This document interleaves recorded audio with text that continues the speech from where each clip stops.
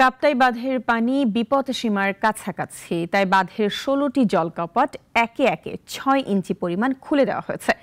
এ সংশ্লিষ্টরা বলছেন, এভাবে পানি ছাড়ায় তেমন ঝুঁকি নেই, না ছাড়লেই বরং বাঁধ ভেঙে ব্যাপক ক্ষতি হতো। তবে ফসলি মাঠ প্লাবিত হওয়ার আশঙ্কা রয়েছে। আরো জানাচ্ছেন পিন্টু হাজম। কয়েকদিনের বৃষ্টিতে অস্বাভাবিক বেড়েছে কাপ্তাই হ্রদের পানি। সংলগ্ন নিম্নাঞ্চল প্লাবিত হয়েছে। হ্রদের ধারণ ক্ষমতা ১০৯ MSL এর কাছাকাছি চলে এসেছে পানির স্তর। তাই সন্ধ্যা থেকে প্রতিটি গেইটে ৬ ইঞ্চি করে পানি ছেড়ে দেয় কর্তৃপক্ষ।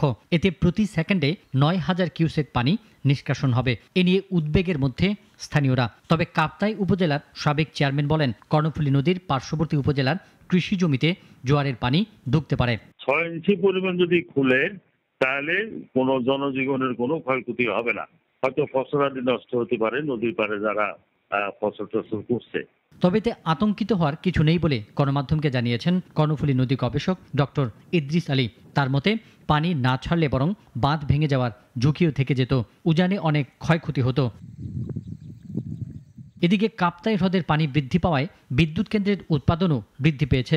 বর্তমানে কেন্দ্রে ৩২,০০০ কিউসেক পানি ছেড়ে দৈনিক ৫টি ইউনিটে সর্বোচ্চ ২১৯ মেগাওয়াট পর্যন্ত বিদ্যুৎ উৎপাদিত হচ্ছে। পিন্টু হাজং, নাগরিক।